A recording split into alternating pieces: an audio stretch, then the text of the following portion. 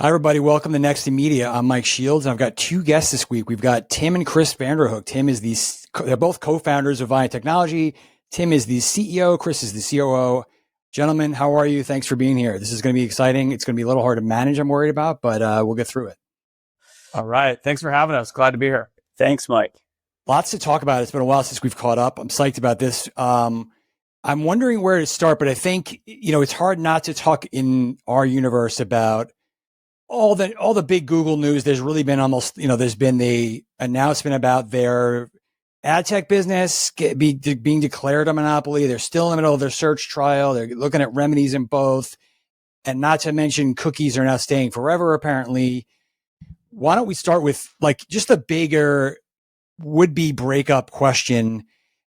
I'm questioning whether this is going to have, obviously it could drag out for a long time. How much is this going to immediately change the business, your business, the market? What are your immediate thoughts there? Yeah, I'll get mine first and then you go. To me, competition is great for choice. And I think what we've seen is Google had lock-in through the monopoly setup that they had. And so for Viant, we think we're going to benefit tremendously because it creates that opportunity for advertisers who are rethinking their ad tech stack. So to me, I think it's great for the open web, great for independent ad tech. You're going to have a number of advertisers. It's already happening, spilling out of Google ad tech. But with a formal breakup, there will be no lock-in or necessary reason to use Google's ad tech stack if they break that YouTube, requirement. And I think even if it takes, 3, 4, 5 years, right? They're going to appeal it, all that. I think the damage is there's been a lot of damage done. If you read the ad tech, if you read the evidence that came out on that, it was pretty damning. Yeah, they did not come out looking good. That's no matter what. So I think that, and we've already seen a lot of customers, spend leaving DV360, even though DV360 wasn't part of that case. We've seen a lot of spend move away from Google. I think you've seen they report network revenues are down. And they have been down for almost 2 years. So minus the fourth quarter, that was the only time it was up. I think in the last close to 2 years. I think in the first quarter it was down again. So I think you're seeing spend leaving Google products. I think from an ad tech perspective, that's already happened. I think that this accelerates that. I think that benefits other players in the industry, whether that be other ad exchanges, SSPs. I think DSPs winning that. But the other thing I would say, even just around the cookie fiasco, I think the damage there is, yes, it was a lot of resources wasted, but I think a lot of people are realizing, wait, why did we, for the last 4 or 5 years, why did we anoint Google and Apple as privacy czars? Where they weren't government bodies. That's the weird, crazy. The irony was that you're having them getting broken up for monopolistic tendencies by the government, and then they are kind of dictating how so much of the business works on the other end, and then no one's doing it. That's kind of the crazy part of this. It is. It's a realization, I think, among companies. I don't know how, at least our view is, it's kind of like, let's say 2 years ago, if you came out and said, I'm doing fingerprinting, you might get sued. Right. You might get sued. But literally Google came out and just said, it's okay. Yeah, we're doing that. And now it's I guess it's okay. So I think it really is. If there was going to be a privacy czar, it should have been a government body and regulation. And I think our industry has done really well with both the early on in self-regulation, but when regulation came out, CCPA, CPRA, whatever the other state laws were. And even if there was a federal law, I think our industry has done a really good job of complying with those. But when you get put in an impossible position by a monopolist, either Apple or Google, it's a different equation. You're not really solving for privacy. You're solving for an entity that is controlling privacy away from you. Right. It's private. Their own benefit. It's privacy for thee, but not for me. Well, do you think you make an interesting point, because the industry is long tended towards let's do self-regulation as much as we can, or let's work with the government when we need to. But you're now in a place where does the government just feel too many steps slow, where they're not going to remedy? They're not tackling this cookie issue. They're not tackling the AI search monopolistic stuff that's coming up now, or the future. Is there a better? Not that we can, Yeah. who can drive the Trump administration to do what they want. But do we need the government to be more future looking on these kind of things? I mean, I think it's almost impossible for a government to be future looking because they don't know where these companies are going. I mean, it's hard to tackle even AI 10 years ago. It's hard to, Right. imagine where it would go. So I think the government's always going to be reactive in these situations. I think it's just way too bureaucratic. I mean, the fact that Google is a monopoly is not news to anyone. Everyone in independent ad tech has felt it for more than a decade, probably closer to 2 decades at this point. It's that process that needs to get fixed, is the reactive process to it. How do you speed these things up? And it's above our pay grade, but ultimately it's the time frame to get to a decision that takes too long, because look at how many dead bodies are all along this path. And that's the thing. You can't go back and, bring back all those bodies and have them restart now. That's I remember writing about the Tube Mogul thing where they were screaming about the YouTube. You couldn't buy YouTube other than using Google's tools. And that was at least a decade ago. And it's just things, and they're not coming back. I mean, they got a good acquisition and everything like that, but the marketplace dynamic can't be recreated.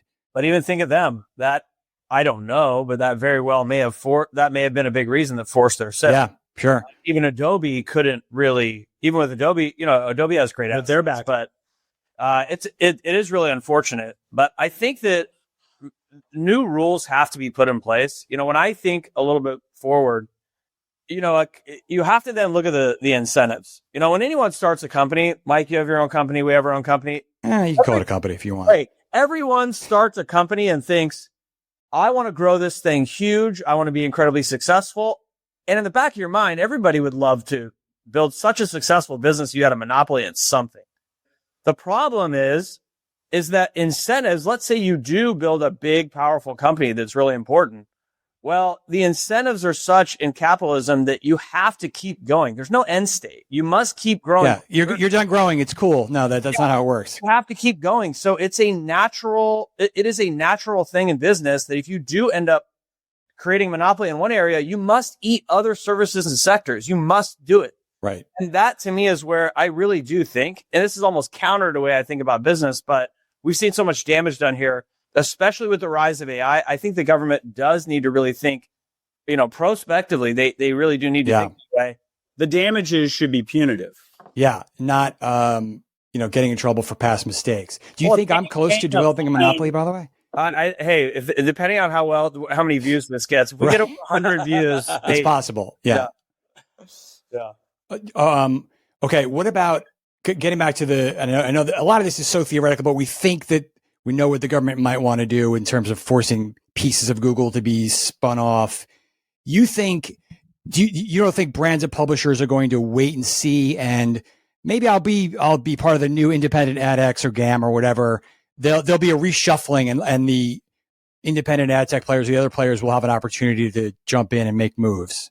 Well, we want a fair marketplace where the best product wins. I wouldn't call Google's products the best products in the marketplace, but their market share has maintained pretty substantial. So I think in the end, what we want is a fair marketplace where the best product can really shine. The lock-in that Google created, partially the lock-in that the Trade Desk is trying to create around UID2 and things of that nature.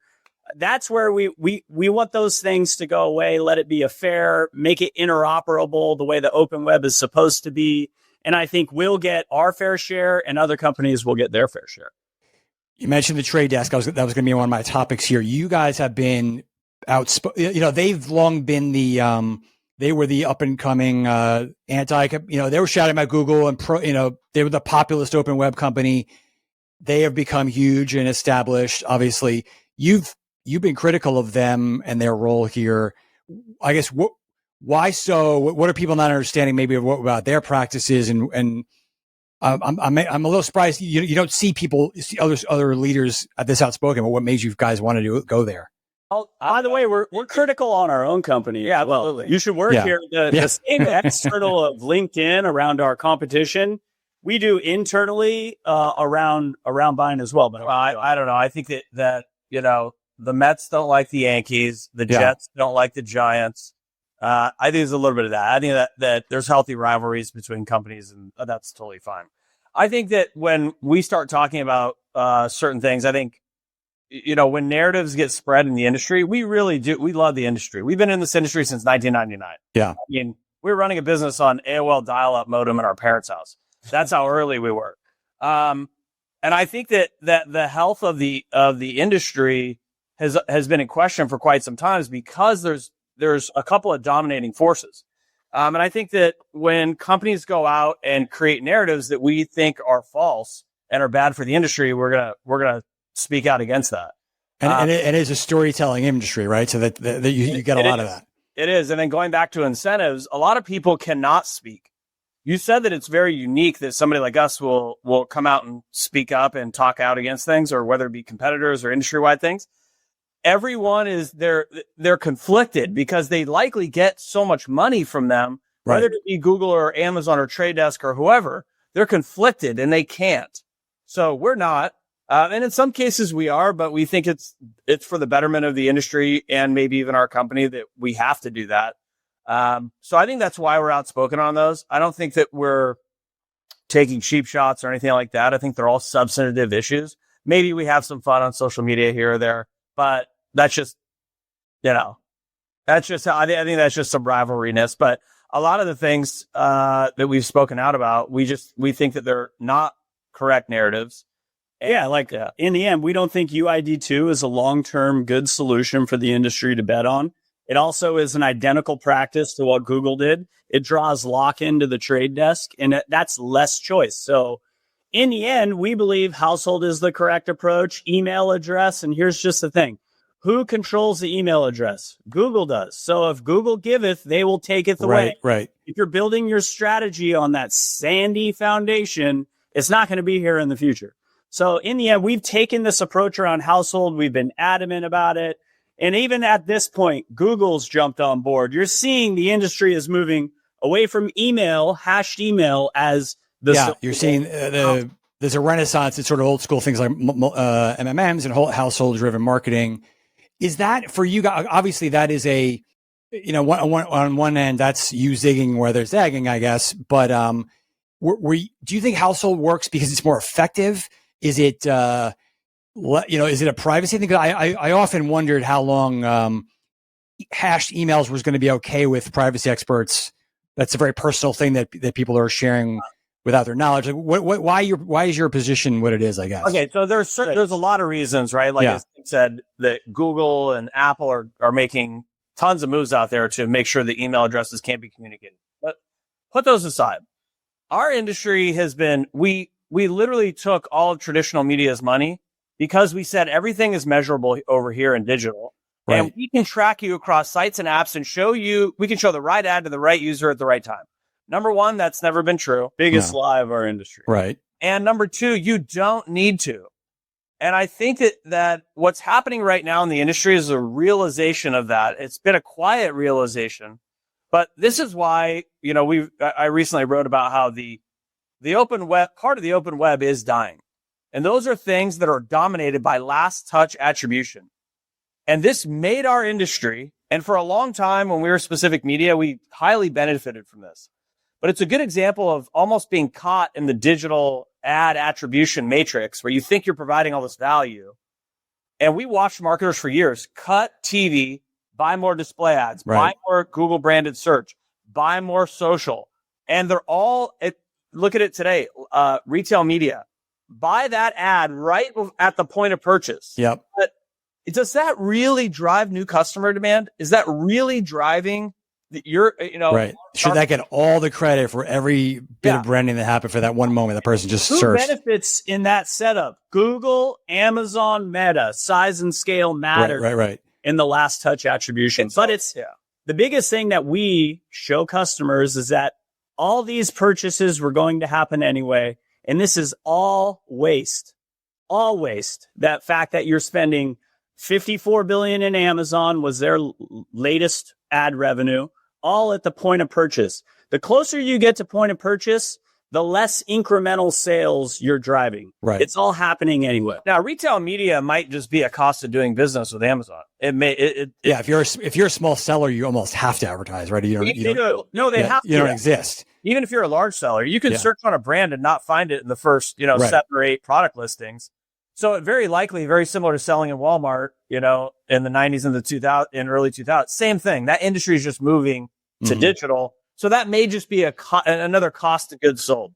However, I think if I were to look at $350 billion spent in the U.S. in digital, easily 70 to 80% of that money is decided on last touch attribution. Everyone can zoom out a little bit in our industry and see marketers for years have been cutting television and then buying more of whatever the cost per, whatever is the best on last touch attribution. And that gets to things like Google branded search, which is probably 40% of total search money. It blows my mind that Ford will cut TV and buy more of Ford F-150. Right. What? Everyone agrees with that, but why does it happen? And I think it's this quiet movement this quiet realization that CFOs are even waking up, and their discussions with CMOs of cut that and buy more of that. They're starting to realize that that's not driving any new sales. Look at Nike. They had this whole transition of their business to straight DTC e-com, and they were getting more and more efficient KPIs over 4 or 5 years, but total sales are going down. Right. You're zeroing in on a much slice of the audience rather than trying to build demand. Yes. And nothing builds demand better than connected TV. TV has always been the primary stimulant of consumer demand for your product or service. Now that it's connected, we're able to properly attribute what's driving value for the advertiser because of things like Household ID, where we can link all these touch points to even an in-store sale. That's the value that Viant Household ID does, is it links all ad exposures without tracking people across the whole internet to sales activity, and that's the main goal. Okay, I want to come right back to CTV, but just one more question on what you're talking about. Do you worry that the CFOs are going to go a little wild amidst this like weird current climate, and like we're already in this ROI heavy, industry, or the push towards making everything trackable has already been intense, and now it only promises to get more so. Is that a worry? I think in the current environment, I think you will see us, in these environments where there might be a potential economic slowdown coming, potentially. I think you see some tightening, and I think you see people take things out of less measurable things, move towards more measurable. However, what I will say with that is a lot of people think like that's just more branded search and more retail media and more, but where I said the quiet realization. We attract these companies that are understand or looking to understand what truly drives new business. If I spend another dollar in advertising, I should get another sale. That is why you advertise. Yeah. You're not supposed to get the same sale. So we attract those marketers that think that way. It's what we call the smart money in advertising. That those clients that are looking for that and someone to help answer that question. Now, I think that there may be another push towards lower funnel, last touch attribution type ad products, potentially. But there's a wholesale shift of people moving out of that and moving into CTV and streaming audio.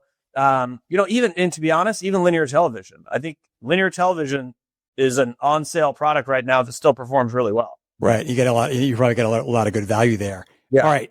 Let's talk about you. So your business is much heavier in, you go back to the specific media era. You're way more of a CTV streaming centric company, I believe, than ever in the past.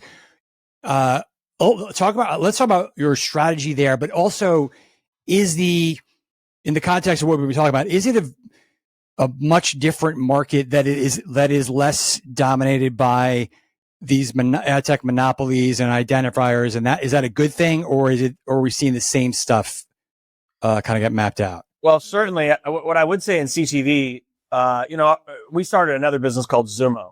Yeah. The free streaming ad supported business. And I remember in 2014, 2015, we were so early in that. As marketers would buy an ad on a connected TV, they had no idea how to measure it. There's no cookie. There's no standardized, CTV identifier. Nielsen wasn't looking at Zumo at that point, right. Certainly. And it was tough sledding for years because you had to prove that it worked. So I do believe that came, a lot of companies have come out with a lot of innovation around measuring CTV, and it's not a last touch attribution product, but by no means. You're not going to show an ad 30-second ad and then see that output. Yeah, I mean, maybe, but that's going to be I would think, a small part of the market. A lot of people say shoppable TV, but still yet to see. We'll see. Yeah. Scale. I do think I think it's a huge catalyst for our industry because it forced marketers and agencies. How do we measure that? We got all this money moving over from traditional linear television into streaming, and yet they're the same digital marketers here. We're needing to evaluate that and see what you get for your money. So I think that's caused a lot of innovation. Number one. Number two, to your point, it's not heavily dominated. Google doesn't have a heavy grip on that. Yes, they have YouTube, the largest CTV publisher. Right. But they don't have their hooks into everybody else's inventory, for example. Yeah, everyone's smarter now where they know by allowing them to do it in the display business, it destroyed their company. And in streaming, they're not going to allow that to happen. Yeah. And I wonder if I'm sure companies will attempt that, but it's just by nature, it may be difficult to pull off. A little bit of a left turn. You mentioned Amazon a couple of times. They are, if anyone is trying to rebuild the monopoly or the full stack, it's them. And they might be just aggressive capitalists, or they might be skirting a line. Do you think, is there worry in the industry that they could be on the same path, or are they so retail focused that that's not the case? Oh no, I think they're definitely on the same path. Look at who's running the advertising business at Amazon. It's the former Google team. So right. It's the same playbook, the same individuals, the same execution. We see it. The feds aren't really paying attention, right? I mean, yeah, but they're not a significant player yet. Obviously, their strategic positioning gives them in retail incredible data. So many other categories, they don't have a data advantage that they get the halo effect for. Think automotive companies, QSR. True. There's so many verticals, financial services. It limits them, at least for now. Yeah. Exactly. They don't have a competitive advantage, but certainly when it comes to what products are people buying, they've got a huge chunk of the U.S. And I think it's just go back to the incentives, the corporate incentives, and it just is what it is. You got to move the needle on You it. have to keep eating more and more services. Yeah, especially that company. That's what they're all about. Absolutely. And this is why I think, getting back to the beginning of the conversation, what can the government do prospectively? I wrote a LinkedIn post around broadcast ownership rules. The government thought about what would be bad for the country. We need to limit ownership in certain areas so one company can't dominate our area. A bunch of state and or two different networks or stations from another time. And so today, what do you have? You have Google controlling traffic on the internet, basically completely, starting to weaken because of social networks and Amazon and things of these. But that is where ownership restrictions could be put in place on how much of internet traffic do you control? Right. It should be put into a special That's a good analogy. And abuse it. And I want another point too, because sometimes people forget where they are in I use this term a lot. It's like everyone's stuck in the matrix. There's a magnificent seven that dominate the S&P 500. And that is that is a large part of the economy and the total, and all of Wall Street. So if they were to weaken and couldn't keep eating other industries, then they would falter. And then people stop there. It's like, no, you would have there would be much more innovation. The country would be much healthier with thousands of companies that are competing out there versus just one. And by the way, these are great companies. Amazon is an incredible company. You know, people literally buy stuff and give them their money. When it shows up your door the next day, you're happy. It's unbelievable. Yeah. I mean, think of how great it's going to be post remedies, post breakup of Google. And there's now, instead of one $2 trillion company, there's 10 $250 billion companies. Yeah. For M&A, for innovation, America is going to win. Entrepreneurs are going to win. It lights up the capital markets again.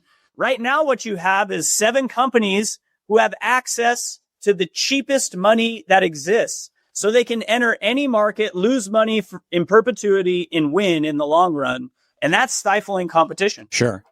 Well, that's very patriotic. I got a little bit excited there. I got to ask you about AI. Obviously, everyone does, but you have been out in front of it. You know, when some ad tech companies were now, almost everyone says they have some sort of AI something.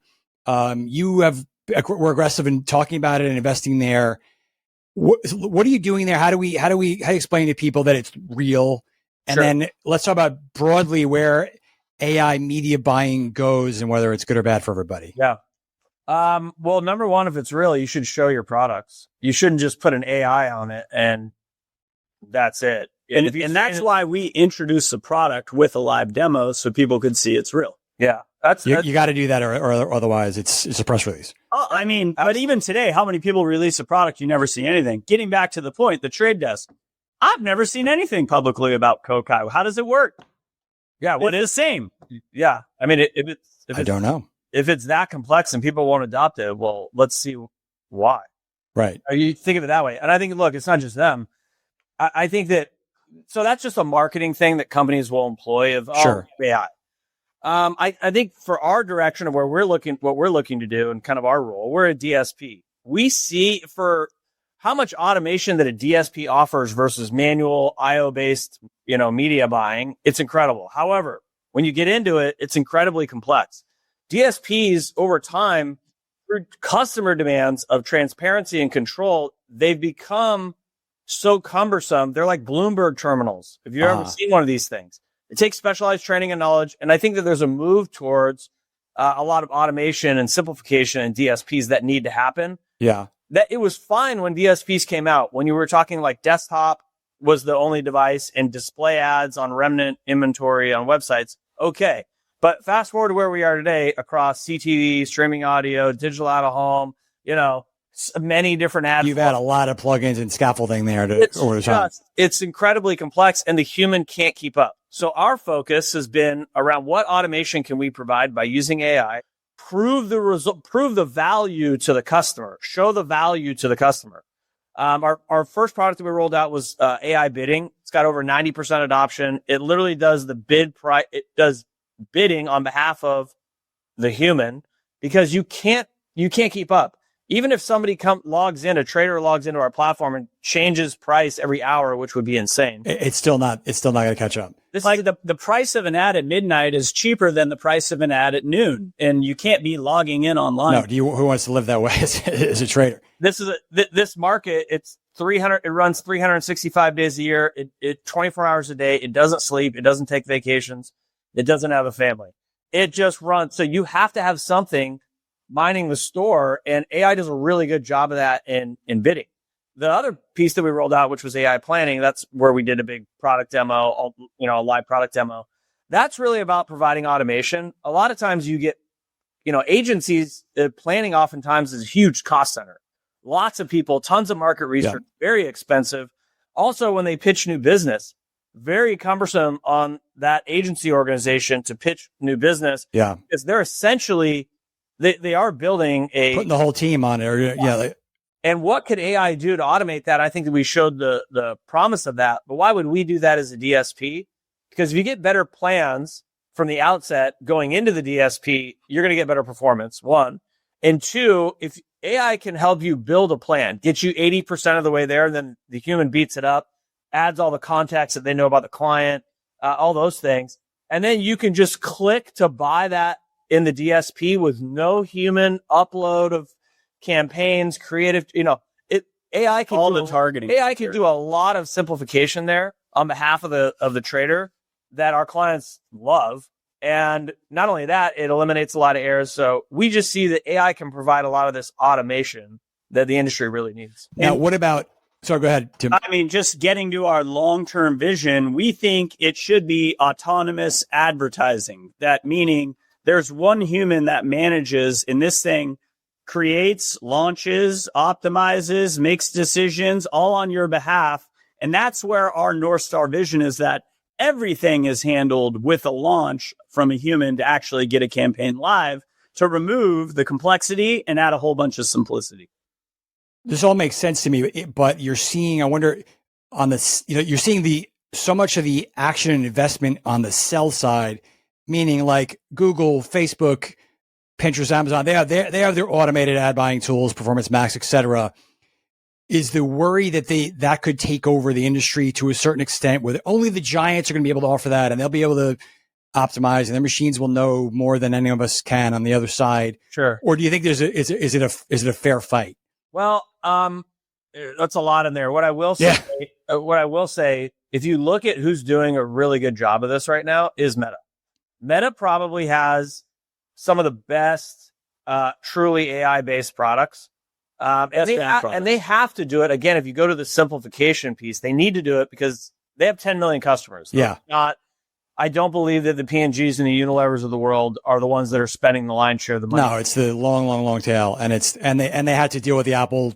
They had to get smarter because the Apple ID thing hit them really hard. And really, I believe they have a much smaller slice. In the 100,000 or less advertisers spending the bulk of the money, and these are e-commerce direct to consumer companies, and they need the simplification as well. So I think Meta has done a really good job of providing automation for those customers, although incredibly savvy. What's really weird, we traditionally see them in one or two social media platforms and maybe a little bit of Google search, and that's it. And the opportunity we see that we can provide AI-based products that provide a lot of this automation to this group of marketers. And when they see the results in CTV and in streaming audio, and in particular, it's incredible. Their minds blown, because for years they've just been looking at Meta that's driving all of their conversions, self-dealing on attribution. So they do have good ad products, but we really see the future as going after this group. A broader market on more channels. Yes. And getting to the question around, do they have an unfair advantage? DeepSeek shows you, no, they don't. And where is all the competition happening right now? It's happening at the application layer, not at the creating another LLM or found on top of a foundational model. It's all happening at the application layer, testing the various foundational models that are available between, Claude Sonnet or OpenAI. And may the best foundational model win. And you're going to see that you're kind of see the advantages are leveling out. They're all getting similar to each other. So I think that one layer up, the application layer, and that's where true domain expertise is going to serve as the differentiator. You'll be able to compete there because because of your inherent expertise or skills. Exactly. Or not. Yeah. And this is why, as an entrepreneur, AI is so exciting. Before AI, you had to work with the product team, get the documentation right. It all had to be understood throughout the human layer. And now with AI, a founder like ourselves can work directly with the AI to produce the output that we know solves this workflow problem in the industry as a founder. And so being able to apply our expertise as founders with AI side by side is helping to speed up these products. Right. So you're not limited to just only the 5 biggest companies can do this kind of stuff when you're talking about this, application layer that everybody can jump in on. Absolutely. I mean, you can bypass OpenAI and have a very competitive, open source powered product today with DeepSeek. And you're seeing WPP announced, DeepSeek is powering them. These foundational models turned out, if you invested at that level, there's a lot of lost money there. At the application layer is where it's all going to unlock. And that's why we're so excited about the advertising opportunity within AI. All right. Well, there's a million more things we can talk about. That's a perfect spot to end it, though. Thank you both. Fascinating conversation. And let's not wait till I do this again. All right. Thanks, Mike. Thanks for having us, guys. Mike.